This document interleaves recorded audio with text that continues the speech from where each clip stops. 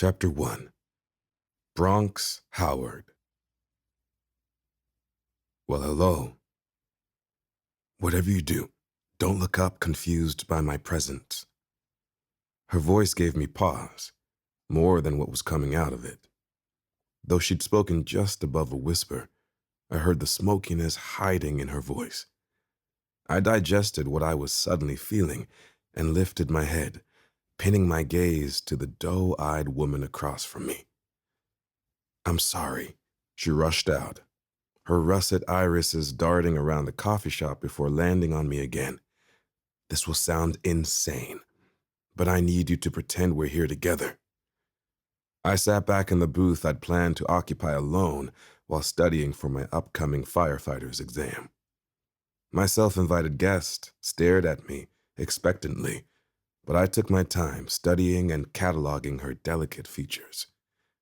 There was a smattering of freckles dancing on the bridge of her nose underneath her round, framed glasses. I counted the almost flesh-colored spots until I got lost in them. She pulled her bottom lip between her teeth, and I shifted, lifting my gaze. "Who are you running from?" Well, no one yet," she said, her eyes widening as she stumbled over her words. "I'm here for a blind date I technically didn't agree to." I hummed as the pieces started to come together. The bell above the coffee shop door chimed, and she ducked lower in the booth, pulling a bag I hadn't noticed before from the table and into her lap. "You're doing a horrible job at pretending." She slid closer to the wall and clutched the bag to her chest. "Unless your blind date was supposed to be a woman, you're in the clear."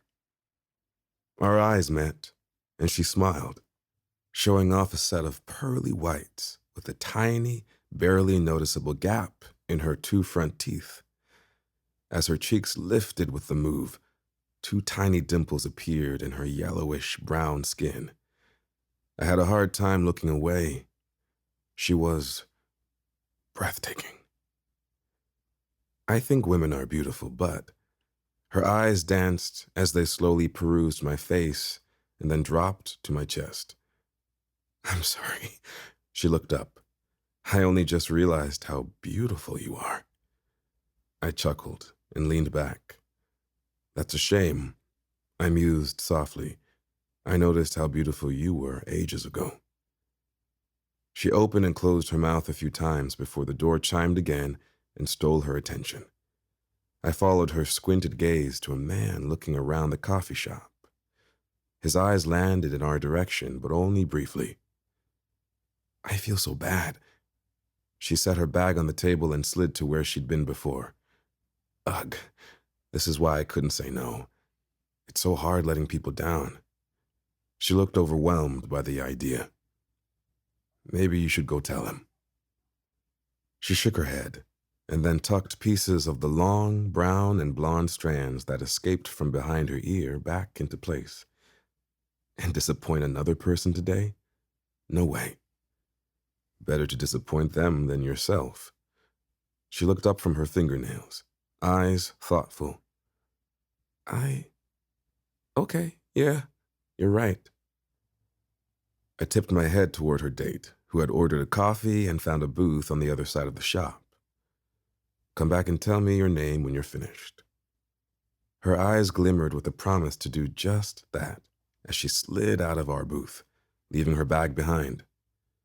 I watched as she distanced herself, taking in the pleated black skirt and oversized white sweatshirt with a pair of clean black and white Jordan 1s on her feet. Her legs were long and exposed, while the skirt sat up a little in the back to accommodate the ass she was toting. Damn. The blind date and my nameless intruder spoke briefly before she started to make her way back to me, eyes wide with a smile on her face. "Just so happens he didn't want to be here either," she said, sliding back into the booth. "I probably wouldn't have done that if you didn't encourage me." "Thank you." I nodded and waited patiently to be blessed with a name. Clark Miller, she introduced, pushing her hand out for me to take. Nice to meet you, Clark Miller. I leaned in and wrapped my fingers around hers. Bronx Howard. The spark that ignited from our joined hands startled us both. Hello, Bronx. She maneuvered our joined hands until they were palm to palm and lifted between us. Hello, Clark. The tips of her fingers barely touched the middle of mine. You have large hands, she said, eyeing them closely. Beautiful, large hands. Runs in the family. Clark giggled and removed her hand from mine. I'm sorry I interrupted your... She slid my textbook closer and read the title. Studying to be a firefighter, huh? I nodded and moved my study material aside. I take my certification test on Monday. Do you need help studying? Her question threw me. Is that an offer to help? She opened her bag and pulled out a thick stack of papers and a red pen. If you help me, I'll help you. She slid the pile of papers, thicker than my textbook, over. Ah, I chuckled. You're a math teacher. That crewneck makes sense now. She looked down at the design settled in the center of the sweater. It read, multiply love, add hope, subtract fear, and end division. I'm a sucker for a good crewneck. She sat back and regarded me. Are you a paramedic? I didn't need to look at my shirt to know what it said. Fresh off an overnight shift. Our eyes danced, and hers slowly transformed right before me. I adore a hard-working man. My heart staggered. Her compliment shouldn't have done that to me. I knew nothing but her name and chosen career, but the words still meant something. What else do you adore in a man, Clark? How much time do you have? She quipped. I rested my elbows on the table and leaned forward, prompting her to do the same. Have all the time you need. Chapter 2. Clark Miller. Nothing about me was shy. I taught middle schoolers, for God's sake. They were brutal little hellions with no filters who ate teachers for breakfast. I prided myself on having a fun and engaging classroom. It took personality and a little sass. My family knew me as just that, sassy and blunt. I saw myself as a people pleaser. As for the man sitting across from me with his eyes trained intensely in my direction, I think he saw me, the real me. And that left me feeling vulnerable, too exposed. Thank you for this, I murmured as I sucked the mocha frozen coffee through the paper straw, relishing in the mixture of sweet and bitter notes. You're welcome. He picked up the hot version of my drink and sipped. Bronx Howard was a beautiful black man, the kind that knew it. We shared the same deep brown skin, but had different shades of brown eyes. His didn't require the sun to light them up as mine did, and had the nerve to be framed in long lashes only a man could possess. God gave them all the things we women longed for. How old are you? I'll be 30 on Monday. I hummed. You're turning the big 3-0 on the day you take an important test. I think the odds are in your favor, Mr. Howard. Or someone is playing a cruel joke on me, he mused, rubbing the scruff on his face. I loved a man with facial hair, which only added to his beauty. There wasn't a soul who could tell me he wasn't just as fine beneath it all. I doubt that. I waved him off and pulled his textbook toward me. How confident do you feel about it? After being met with silence, longer than I expected, I glanced up to find his eyes regarding me closely. What? You're comfortable, he stated, his tone leaving no room for me to refute. I couldn't even if I'd wanted to. He made me feel comfortable and shy and nervous, all at the same time, like my body was trying to tell me something about the stranger we'd sought refuge in. I don't know how to respond to that. Are you comfortable? He asked.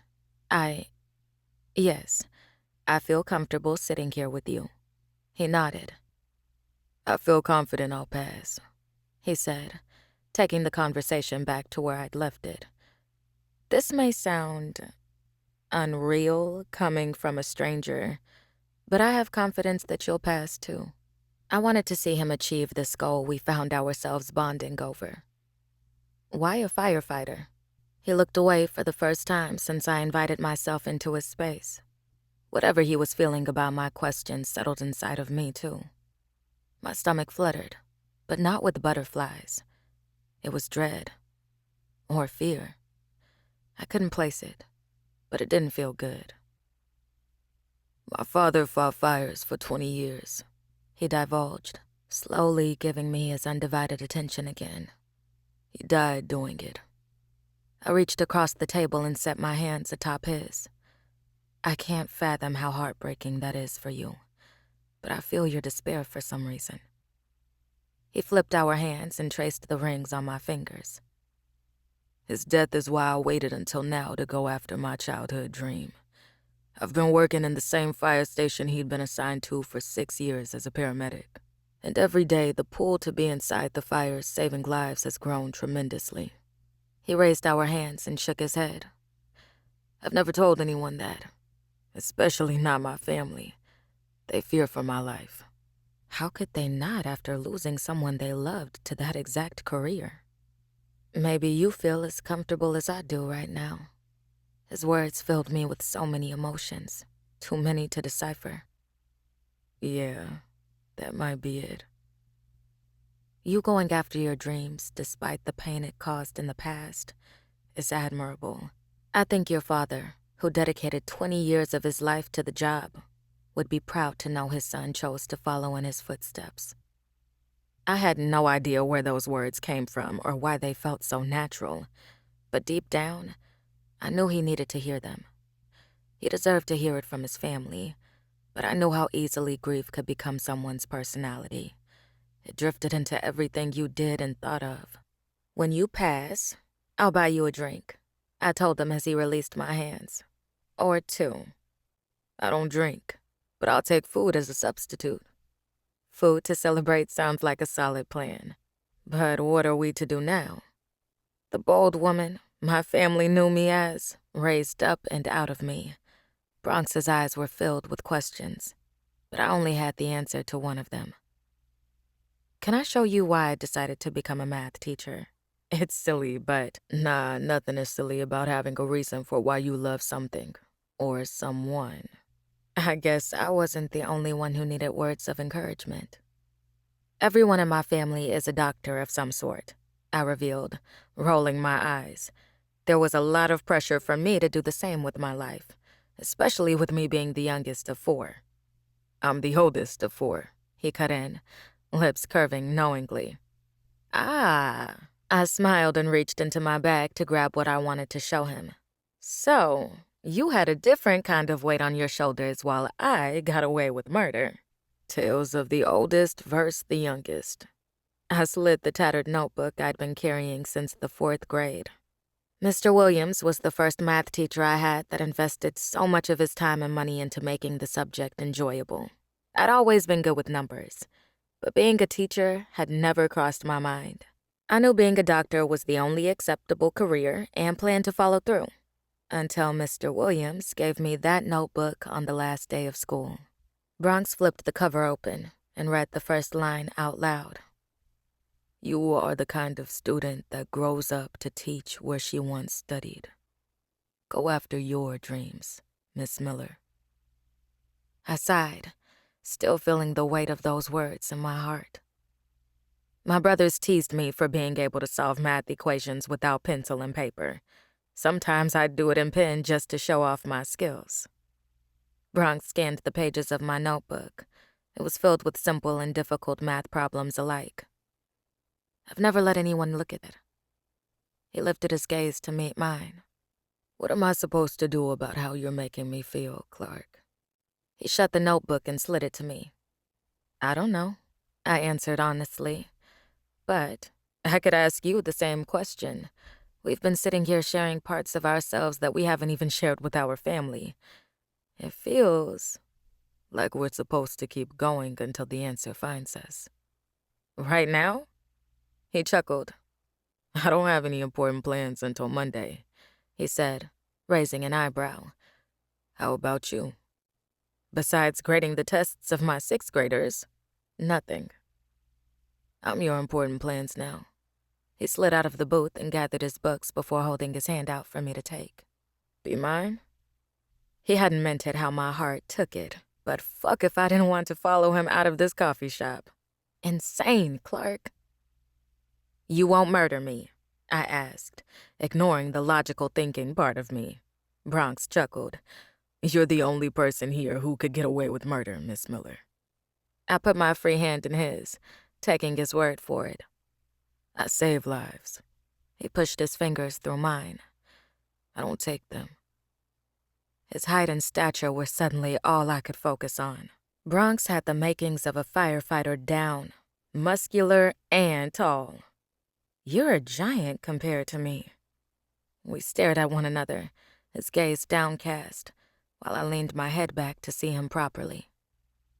You're the perfect height, he said, stepping back with my hand in his to give me a once-over. Mm-hmm. Oh, no. My core tightened, and I wanted to squeeze my legs together badly. Don't look at me like that, I warned. Bronx's eyes danced with mischief. Like what? Like... I shook my head. I'll follow behind you, but first, I need to know where you're taking me. No need to drive. I live over there. The fancy high-rise across the street came into view as he led us out of the coffee shop. I wondered how he could afford it on the salary of a paramedic. You live there? I do. We crossed the empty street, and he scanned a keycard that opened the door. I could hear your thoughts. You'll see why I can afford it soon. I blinked and cut my eyes at him. I couldn't believe I was following a stranger to his place in the middle of a Saturday morning. But he spoke to me, to my heart, to my soul. Maybe this would be the biggest mistake I'll ever make. Or perhaps it would be the best decision of my life. Do you cook? I asked. I make a mean bowl of cereal. I burst into laughter, tossing my head dramatically. Do you at least have food to cook? I'm stocked up with the essentials. We made it to the elevator, and he hit the call button before turning to face me.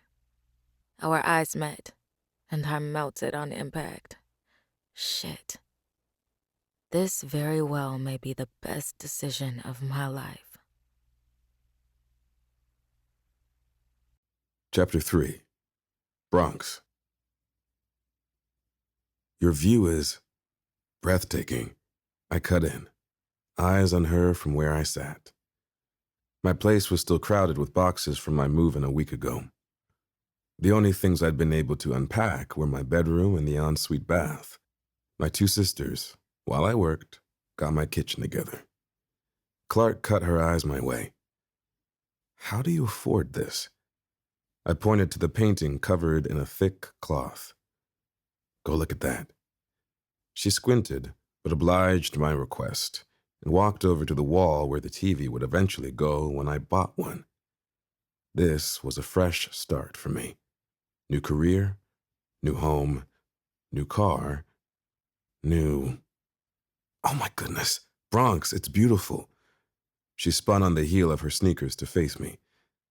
Did you paint that? The piece she'd looked at was a blazing fire from my first call as a paramedic. I remember it like it was yesterday. The flames bursting from windows and gray smoke filling the sky. Firefighters were hanging off the ladder while ushering tenants from a sixth-floor window. Despite how tragic it was, I hoped to catch its beauty. I'm an artist from time to time, I told her, enjoying the look of wonderment in her pretty eyes. One of my sisters is an art buyer. She found a guy who likes street art. He bought 2 of my paintings, and some of it paid for this place. You are a man of many talents, Mr. Howard. I do my best. She scoffed and kicked off her sneakers before walking toward me. You're doing more than your best. Look at this place. It screams I work my ass off. You should be less humble and more arrogant. Clark lowered herself onto the large bin sitting in front of me. A little arrogance never hurt anybody. But I was going to say you should be a little more accepting of my compliments. Just your compliments, or I've been told I'm a little bossy. She smiled. It's the teacher in me. But I wouldn't ask that of you. We don't know each other. We're getting to know one another. I pointed between us. That's why you're there and I'm here. Her eyes danced, same as when she realized how beautiful I was in the coffee shop. What if I wanted? She pointed to me, a saucy expression in her eyes. To be there. I stretched my arms across the back of the sofa and leaned into it. Show me what you mean. Clark took a deep breath and stood. But that would be crazy, she said, taking 2 steps toward me, wanting to be close to a man I met less than 2 hours ago. Would it really be crazy? She dropped one knee onto the sofa and tossed her other leg over mine before settling in a straddle position. You don't think so? The heat emanating from her core warmed me from the inside out. My dick bricked up, and she pressed down against it, her eyes watching me for a reaction. I think nothing is crazy about 2 people doing what their bodies guide them to do. It could get 2 people into something they won't be able to get out of. She stared at the Portland Fire Department crest on my chest while tracing it. One of those people has a sharing issue. Youngest sibling syndrome, I mused, resting my hand on her waist. She smiled, and that giddiness reached her eyes. Clark was a breath of fresh air, nothing like anything or anyone I'd ever encountered. She made me feel something more than just attraction. I wanted to know her. That could be true. She leaned in and rested her forehead against mine. The whole youngest sibling thing. But I do wonder what you feel about sharing. I've had to share my whole life with 2 younger sisters and a brother. So, when I get a hold of something I want to cherish, I keep it to myself. Her nose touched mine, and then she kissed me softly. What about when you find someone you want to cherish? How do you keep them? I nudged her head to the side and buried my nose in her neck. A waft of vanilla and something resembling cinnamon tickled my nasal cavity. That's the thing, I whispered into her ear. It wasn't until today that I possibly met someone I want to cherish. Her chest heaved against mine as I spoke. If she allows me the time to prove myself worthy, I'll cherish and protect her too. You're a gentleman, Clark murmured, pulling back, barely touching me but keeping me close. I can feel the hesitation you're trying to hide. It doesn't have to happen like this. She sighed and searched my eyes. What are the other options? Well, I wrapped my arms around her and lifted us from the sofa. I could make you that mean bowl of cereal. She giggled and enclosed her legs around me as I picked her up and headed to the kitchen. Do you have Captain Crunch? It's my favorite, especially with the berries. I sat her on the counter and opened the pantry, pulling out a box of the Oops, all berries version. Yes! Clark clapped and kicked her feet. I knew you were my guy. Is that so? She gaped at me, eyes wide after realizing what she'd said. Well, no, I mean... I put the box down and stepped between her thighs. Say what you mean, Clark Miller, and then mean what you say. She touched the crest on my chest, and I wondered if she found comfort in seeing it. I saw you across the coffee shop, and my legs led me to you before I could process what was happening. I think maybe part of me recognized you, and I kissed her, silencing all the doubt mixed in with her confession. I have 3 different kinds of milk. What's your preference? Any kind works, she murmured breathlessly as I backed away to make 2 bowls. But first, can you please kiss me again? I forgot how it makes me feel already. I gripped her chin and observed her closely. Don't worry, I won't let you forget it again. Not on my watch. Chapter 4. Clark. He kissed me breathlessly. It had never felt so good not being able to breathe. Will you dance with me? Bronx held his hand out, and I allowed him to help me down. There isn't any music playing, I pointed out, wrapping my arms around his neck. Alexa, he yelled, eyes on me. Play Melt by Kehlani. Alexa replied to his request, and the song started shortly after. I knew it. One of my sisters danced to this song with her husband at their reception almost a year ago. The lyrics hadn't affected me then, but as Kehlani's soulfully raspy voice belted the lyrics, being this close isn't enough. I leaned into him. Our bodies swayed in sync. The music filled me with hope. It spoke the words neither of us could say. I'd never done anything like this, but Bronx made the decision to come here with him easy. Wish I could build a cute apartment, I sang softly. 1 bedroom right where your heart is. Bronx caressed the curve of my ass through my skirt. His fingers were thick, hands strong and worthy of touching me. I wanted him to have me, but I was scared. My heart had been broken 1 too many times. I'm afraid of you, I whispered, slowly drawing his head to me. This feeling is scary. Change is scary. He leaned in and nudged my forehead with his.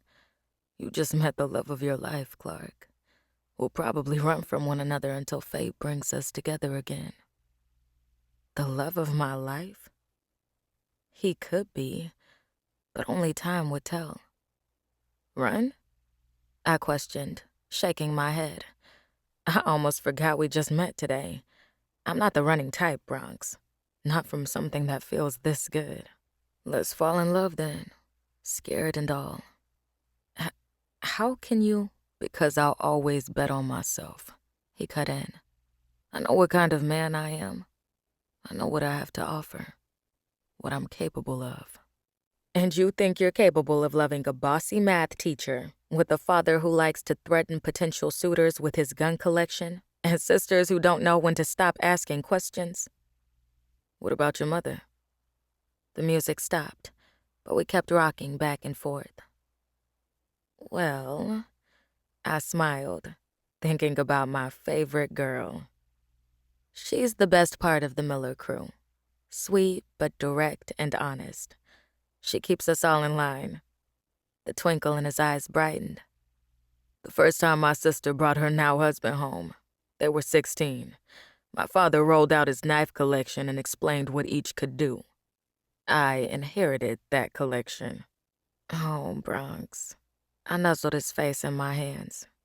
You loved him, didn't you? He was my hero, he said, holding me in place. The best father a boy could ask for, but an even better man for his grown son to confide in. Bronx Howard Sr. He used to get teased for having such a unique name in the late 60s. I'm proud to be named after him. I lifted up on my tiptoes and pressed my lips to his.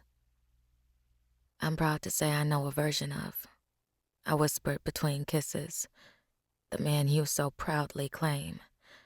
Thank you for sharing something so precious with me, a complete stranger. The future love of my life, he corrected. That's what you are. I know it just like I know I'll pass that test Monday. On your birthday. On my birthday, He nodded. And then I'll find you at West Sylvan Middle School. I'll find you, and we'll celebrate the news I'm positive will come when the results are in. I work the afternoon shift on Monday, but I know a place that's open late. On my dime, I added. If you try to pay, I'll get cranky. He smiled and pulled me flush against him. You being cranky doesn't sound so bad. He sounded so sure about that. None of it made sense, but I believed him. I dropped my hand, and my watch lit up from the movement, showcasing the time and how much of it had passed. Bronx. Clark. These past few hours have been amazing. I took a step back and rubbed my hands down my skirt. I like you. You're about to run. He spoke softly. I smiled and dropped my head. No, it's just... I looked at my Apple Watch and sighed. I know I said I didn't have anything important to do, but today is my niece's birthday, and we have taken a trip to Target every year since she was 5. I let her spend all my money. Best auntie and all that. I shrugged and rocked forward. I'm not running, Bronx. Give me your phone. He held his hand out and waited for me to get it from my bag. The screen was littered with text messages and missed calls from my 3 sisters. And right before I handed it over, it vibrated in my hand. 1 second. I answered my niece's call. Munchkin, I'm headed to you now. Your location says you're near that coffee shop Mom likes, she said after I put it on speaker. Can I have one of those mocha frozen things you like? It's your birthday, baby. You can have whatever you want. Mom says you had a date and ditched him for another man. Goodbye, Zena. I'll see you in a little. I ended the call and covered my face. Don't be embarrassed by the truth. You ditched him for me. We both were there. He didn't have to call my sister. I rolled my eyes, dreading the long talk she was going to give me. She would have found out one way or another. Hand me the phone. I gave it up, watched him swipe at the screen, and then look at me expectantly. It's 5012. He entered the code and said, I'm putting my number in here, and the number to the firehouse. I can call you at the firehouse? He handed my phone over and cupped my face. You can visit me there, too. I'll give you a tour and introduce you to my partner. How long before you officially become, candidate is the proper title. But I'm sure I'll get called every name but my own while I'm on probation. Once the results are in, it's up to the chief when I make the move. I nodded. Can I see your phone? He pulled it from his pocket. Code is 6015. I entered it and went to his contacts to add my name. That's my number, and I added the extension to my classroom. I handed him his phone. You know, just in case you want to see me in action. I do. He pulled me into him and kissed my forehead. Want to see you in action. I don't want to go, I whispered, leaning my forehead into his lips. But I have to. He tugged my head back by my hair and stared down at me. You'll see me again, because neither of us is running, remember? I nodded. Yeah, no running. Clark, I'll come find you. I smirked and backed away. And here I thought I'd have to come find you, I mused, slipping my feet back into my sneakers. His eyes burned a hole into the side of my face, and as bad as I wanted to leave without a backward glance, I couldn't. We had to start this off right, if we were starting anything at all. I'll walk you, I rushed him, and he lifted me from the floor, securing my legs around his waist. Thank you for the best few hours ever, Bronx Howard. Our gazes met, and he smiled. I loved the way it reached his eyes. Thank you for an even better few hours, Clark Miller, he replied, kissing the tip of my nose, and for many more like it. He kept me in his arms and carried me to the door, grabbing my bag along the way. What happens after hello? I asked as he set me on my feet. We never say goodbye. Only see you later. Bronx opened the door, and I moved to the other side of it, See you later, future love of my life. His eyes danced with so many promises I believed he would keep. He was my guy, the one that wouldn't get away, not if I had anything to do with it. I hit the call button on the elevator and glanced to my left to find him still watching me. See you later, I waved as the doors opened. Future love of my life. I stepped into the enclosed space and took a deep breath. Oh my God. Before I could freak out, my phone rang, and the name flashing across the screen immediately silenced the noise in my head. Your future husband. I just left you, I said, holding the phone to my ear after answering. Do you miss me already? What are you doing tomorrow? He asked. I don't have any important plans. I'm your important plans now, he went on, repeating those same words he'd said at the coffee shop. Be mine? Yeah. I sagged into the elevator wall, feeling nothing but relief. I'll be yours.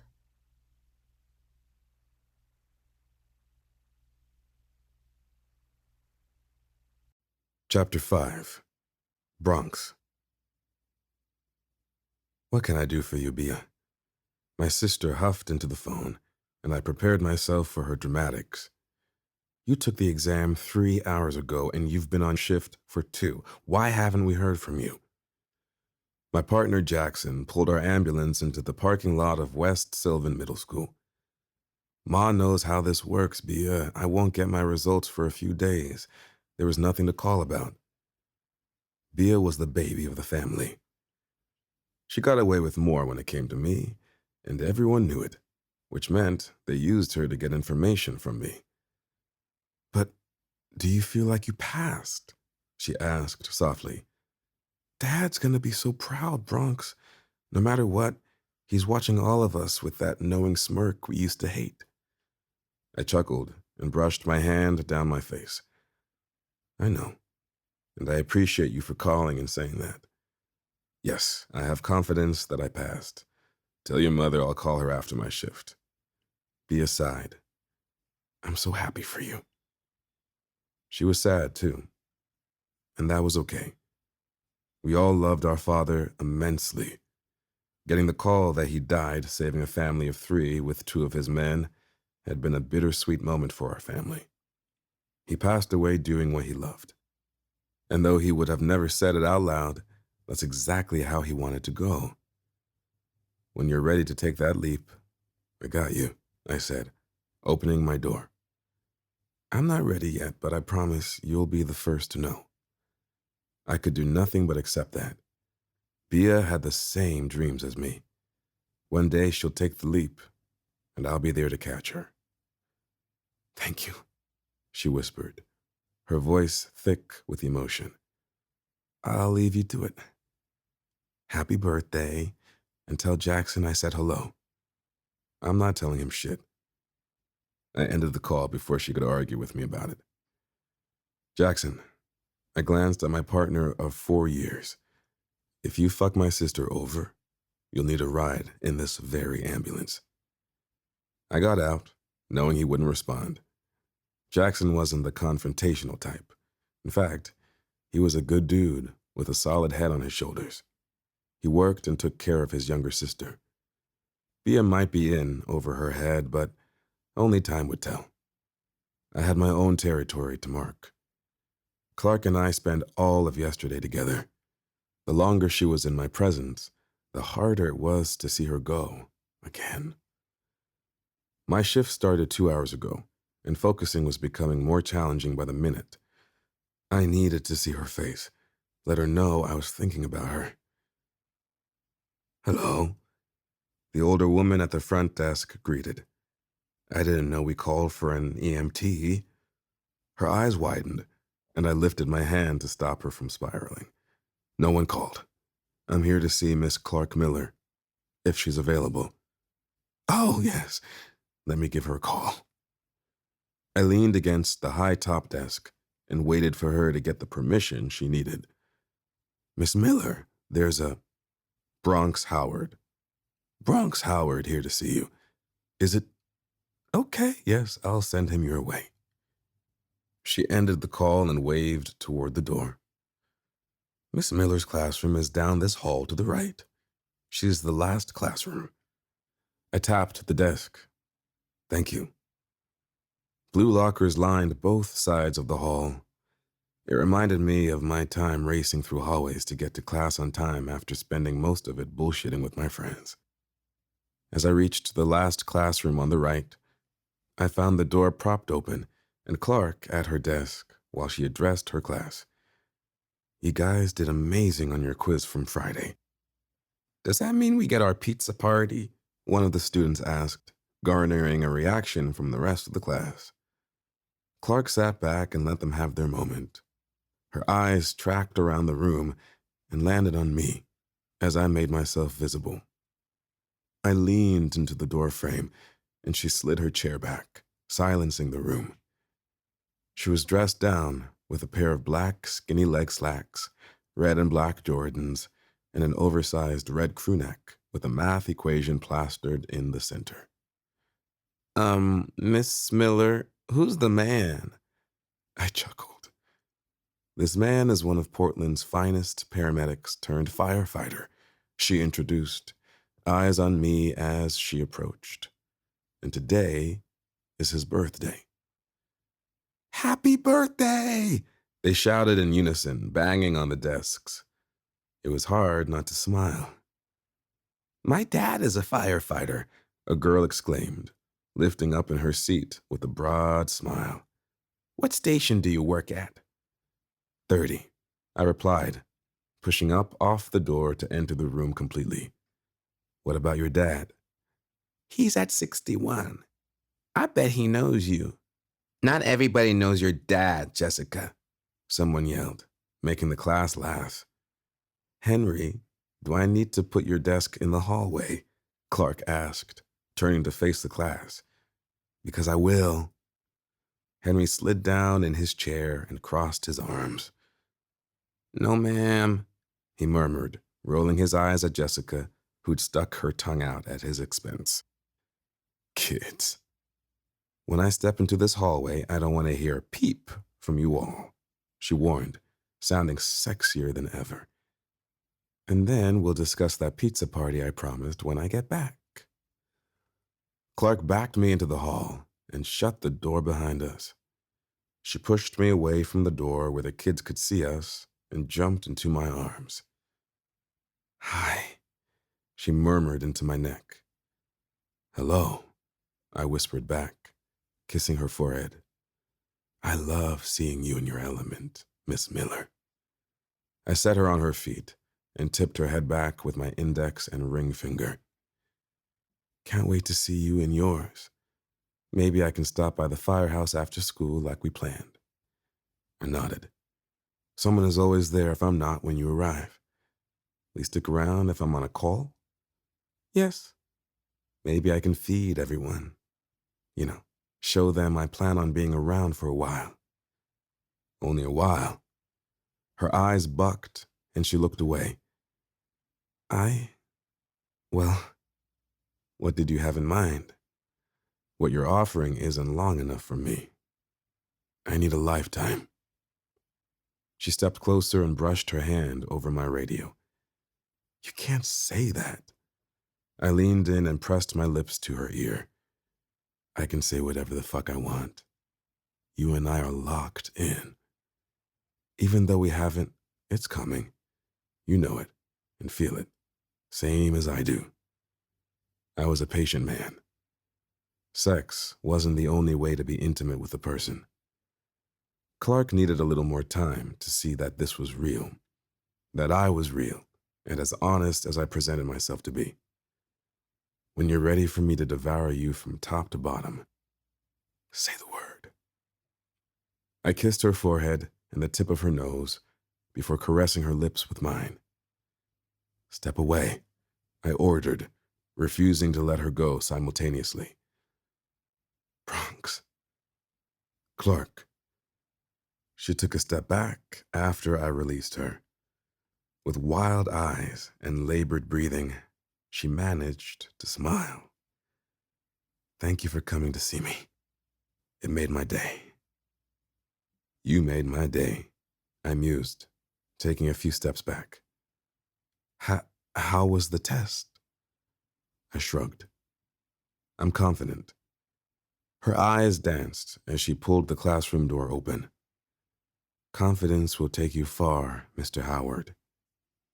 I'll see you later, future love of my life.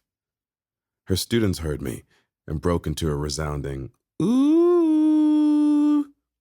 My lips curved as she ducked her head, embarrassed by their dramatics. Say it back. I can't leave until you do.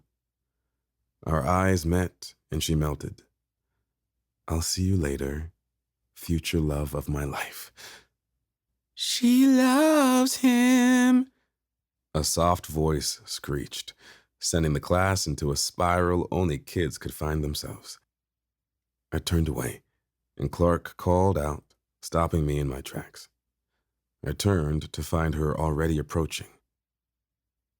Happy birthday, she whispered, lifting up to kiss me.